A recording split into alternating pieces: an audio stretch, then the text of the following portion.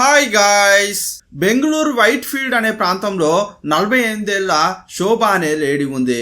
ఆమెకు 2 కూతుళ్ళు. 10 ఏళ్ల క్రితమే భర్తతో విడిపోయింది. 2 అమ్మాయిల్లో పెద్ద అమ్మాయిని భర్త, చిన్న అమ్మాయిని తల్లి చూసుకోవాలని డిసైడ్ అయ్యారు. ఆ 2 పిల్లలను తీసుకుని వేర్వేరు చోట్ల జీవిస్తున్నారు. కొన్నేళ్లకు ఆ పిల్లలు పెద్దయ్యారు. శోభ భర్త బెంగళూరులో పెద్ద బిజినెస్ మ్యాన్ గా ఉన్నాడు. అతని దగ్గర చాలా డబ్బుంది. అతని కూతురుకు మంచి సంబంధం చూసి గ్రాండ్గా పెళ్లి చేశాడు.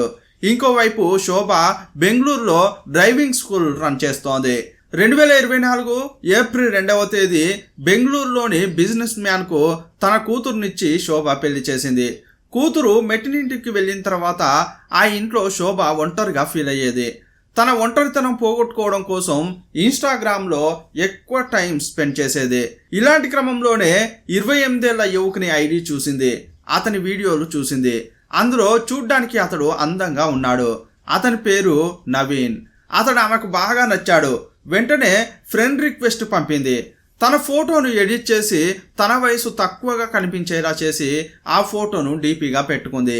కొంచెం సేపు అయ్యాక నవీన్ రియాక్ట్ అయ్యాడు. శోభ ఫ్రెండ్ రిక్వెస్ట్ను చూశాడు. ఆమె ఫోటో చూడగానే తనకంటే ఆమె వయసు ఎక్కువని అతనికి అర్థమైంది. ఆమెకు 35 ఏళ్ళు ఉంటాయని అతడు అనుకున్నాడు. ఎందుకంటే ఫోటోను అలా ఎడిట్ చేసి పెట్టింది. కానీ ఆమెకు 48 ఏళ్ళు అని అతనికి తెలియలేదు. ఆ ఫ్రెండ్ రిక్వెస్ట్ను యాక్సెప్ట్ చేసి ఆమెతో చాట్ చేశాడు. ఎందుకంటే నవీన్ బెంగళూరులో ఒంటరిగా ఉన్నాడు. ఒక ఐటీ కంపెనీలో పనిచేస్తున్నాడు. అతనికి ఫ్రెండ్స్, గర్ల్ ఫ్రెండ్స్ అని ఎవరూ లేరు. ఇలాంటి క్రమంలో ఒక లేడీ తనతో చాట్ చేస్తోందని చాలా సంతోషపడ్డాడు. ఇలా ఇద్దరు తరచుగా చాట్ చేసుకునేవారు.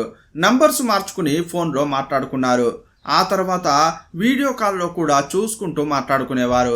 వారంలోనే చాలా క్లోజ్ అయ్యారు. ఒకానొక సమయంలో లాడ్జ్లో రూమ్ బుక్ చేసుకుని వివాహేతర సంబంధం పెట్టుకున్నారు. ఆమెను నేరుగా చూసినప్పుడల్లా ఆమెకు వయసు చాలా పెద్దదిగా ఉందని నవీన్కు సందేహం కలిగేది. ఆమె ఎంత మేకప్ వేసుకున్నప్పటికీ ఆమె ముఖంపై మడతలు అతనికి కనిపించేవి. అప్పుడు పెద్దగా పట్టించుకోలేదు. ఎందుకంటే ఇద్దరు కలుసుకున్న క్రమంలో శారీరకంగా కలిసేవారు. ఆమెతో సంతోషంగా గడుపుతున్నానని ఆ టైంలో వయసు గురించి అతడు పెద్దగా పట్టించుకోలేదు.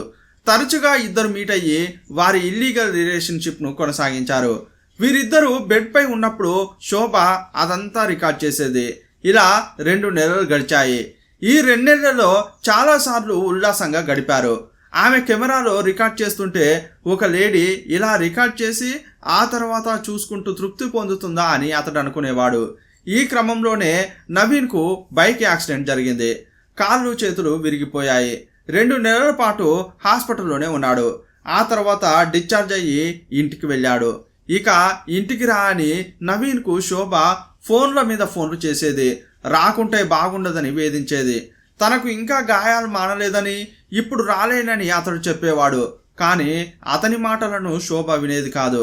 రావాల్సిందే అని టార్చర్ చేసేది. వేరే దాని లేక 2024 ఏప్రిల్ 18వ తేదీ రాత్రి 8 గంటల సమయంలో శోభ ఇంటికి వెళ్ళాడు. అతడు వెళ్ళేసరికి పెళ్లి కూతురులా శోభ రెడీ అయి ఉంది. నవీన్ ఇంటికి రాగానే బాగా తాగించి తను కూడా బాగానే తాగింది. ఆ తర్వాత శోభ ఒక వీడియోను నవీన్కు చూపించి ఈ విధంగా తనను తృప్తిపరచాలని చెప్పింది. అది చూసిన తర్వాత నా వల్ల కాదు, నేను ఇలా చేయలేను అని అతడు చెప్పాడు. కానీ ఆమె అస్సలు పట్టించుకోలేదు. ఈ క్రమంలో ఇద్దరి మధ్య వాగ్వాదం జరిగింది. నువ్వు ఇలాగాని చేయకుంటే మన ఫొటోస్ను, వీడియోస్ను నీ వాళ్లకు పంపిస్తానని బెదిరించింది. అప్పుడు నీ పరువు పోతుందని, అందువల్ల ఇలా చేయమని అడిగింది. అతడు నో చెప్పడంతో అతన్ని చెంపలపై కొట్టడం స్టార్ట్ చేసింది. అలా చేసేసరికి అతనికి కోపం వచ్చింది. ఇద్దరి మధ్య గొడవ జరిగింది. ఇన్నాళ్ళు అతనిలో ఉన్న అనుమానాలను అప్పుడు అతడు బయట పెట్టాడు. నీ వయసు 35 కాదు, ఇంకా ఎక్కువే ఉంటుంది. తక్కువ చెప్పి నన్ను మోసం చేశావని అన్నాడు. అప్పుడు ఆమె, అవును, నా వయసు 48, నీకు అబద్ధం చెప్పాను, మోసం చేశాను. దాని గురించి నాకు ఎలాంటి పశ్చాత్తాపం లేదు. కానీ ఇప్పుడు నాతో ఈ విధంగా చేస్తావా లేదా అని అడిగింది. నువ్వు కానీ నా మాట వినకుంటే నువ్వు పనిచేసే కంపెనీకి వచ్చి ఈ వీడియోలు చూపిస్తానని, ఆ తర్వాత నీ పరువు పోతుంది, పని కూడా చేయలేవని బెదిరించింది. ఆమె మాటలు విని నవీన్ భయపడ్డాడు. ఈమె ఇలా బెదిరించేసరికి అతనికి కోపం కట్టలు తెంచుకుంది. కోపాన్ని కంట్రోల్ చేసుకోలేని సమయంలో ఆమె గొంతు నులిమాడు. అతడు పిచ్చి పట్టినట్లు గొంతు నులమడంతో అక్కడికక్కడే ఆమె చనిపోయింది. వెంటనే ఆమె ఒంటిపై ఉన్న నగలు, సెల్ ఫోన్, ఏటీఎం కార్డు తీసుకుని ఆమె కారులోనే ఎస్కేప్ అయ్యాడు. సిటీ శివారులో కారును వదిలేసి వెళ్ళిపోయాడు. మరుసటి రోజు అంటే ఏప్రిల్ 19వ తేదీ శోభ యొక్క కూతురు తల్లికి కాల్ చేసింది. కానీ స్విచ్ ఆఫ్ అని వచ్చింది. తల్లికి ఏమైందో చూడాలని ఇంటికెళ్ళింది. తలుపులు తెరిచే ఉండడంతో లోపలికి వెళ్ళింది. హాల్లో, కిచెన్లో వెతికితే ఎవరూ కనిపించలేదు. బెడ్రూమ్లో చూస్తే శోభ ఒంటిపై దుస్తులు లేకుండా చనిపోయి పడి ఉంది. షాక్ అయిపోయిన కూతురు తల్లిని లేపడానికి ట్రై చేసింది. కానీ ఆమె లేవలేదు. వెంటనే పోలీసులకు కాల్ చేసి సమాచారం ఇచ్చింది. సంఘటనా స్థలానికి చేరుకున్న పోలీసులు డెడ్ బాడీని పోస్ట్ మార్టం కోసం పంపించారు. ఆమెను ఎవరు చంపారని ఎంక్వైరీ ప్రారంభించారు. మొదట ఆమె హార్ట్అటాక్తో చనిపోయిందని అంతా అనుకున్నారు. కానీ అటాప్సీ రిపోర్ట్లో గొంతును నులమడం వల్లే చనిపోయిందని ఉంది. ఇది హత్య అని వైద్యులు చెప్పారు. పోలీసుల ప్రాథమిక విచారణలో శోభకు వివాహం అయిందని, విడాకులు కూడా అయ్యాయని తెలిసింది. ప్రస్తుతం ఆ ఇంట్లో శోభ మాత్రమే ఒంటరిగా ఉంటుందని తెలుసుకున్నారు. ఈ క్రమంలో శోభ కాల్ డేటా చెక్ చేశారు. ఎక్కువగా ఆమె నవీన్తో మాట్లాడినట్లు గుర్తించారు. ఈ నవీన్ ఎవరని శోభ కూతురుని అడిగితే తనెవరో తెలియదని ఆమె చెప్పింది. నవీన్ గురించి ఆమెకు ఏమీ తెలియదు. నవీన్ ఎవరని పోలీసులు ఎంక్వైరీ చేస్తున్న క్రమంలో బెంగళూరు శివారులో శోభ కారు కనిపించింది. ఆ కారును స్వాధీనం చేసుకున్న పోలీసులు సమీపంలో ఉన్న సీసీటీవీ కెమెరాల ఫుటేజీ చెక్ చేశారు.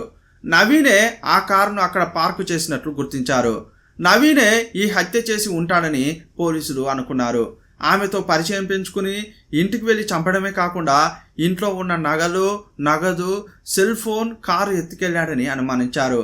అతన్ని కాంటాక్ట్ చేద్దామంటే సెల్ ఫోన్ స్విచ్ ఆఫ్ అని వచ్చింది. అతడు ఎక్కడున్నాడో పోలీసులకు ఎలాంటి వివరాలు తెలియరావడం లేదు. వారం రోజులు గడిచాయి. ఈ క్రమంలో శోభ ఏటీఎం కార్డు ఉపయోగించి 1,50,000 రూపాయలను అతడు విత్డ్రా చేశాడు. ఈ విషయం పోలీసులు గమనించారు. ఆ ఏరియాకు వెళ్లిన పోలీసులు నవీన్ ఫోటో చూపించి స్థానికులను విచారించారు. అప్పుడు అతడు ఎక్కడున్నాడో పోలీసులకు తెలిసిపోయింది. అక్కడికి వెళ్లి నవీన్ను అరెస్ట్ చేశారు. అతన్ని విచారిస్తున్న క్రమంలో అన్ని వాస్తవాలు వెలుగులోకి వచ్చాయి. ఇన్స్టాగ్రామ్లో ఇద్దరికి పరిచయమైందని, ఆ పరిచయం కాస్త వివాహేతర సంబంధానికి దారితీసిందని నవీన్ చెప్పుకొచ్చాడు. ఆమె వయసు తప్పుగా చెప్పిందని, కానీ అది పట్టించుకోలేదని, కానీ ఆమె టార్చర్ రోజు రోజుకి ఎక్కువ కావడంతో తట్టుకోలేక గొంతు నులిమి చంపేశానని చెప్పాడు. నవీన్కి వ్యతిరేకంగా ఆధారాలు సేకరించిన పోలీసులు కోర్టులో హాజరుపరిచారు. ఈ కేసు ఇంకా విచారణలో ఉంది. ఈ కేసుపై మీ అభిప్రాయం ఏంటో కామెంట్ బాక్స్లో రాయండి. మరో వీడియోలో మళ్ళీ కలుసుకుందాం. అప్పటి వరకు బాయ్ బాయ్.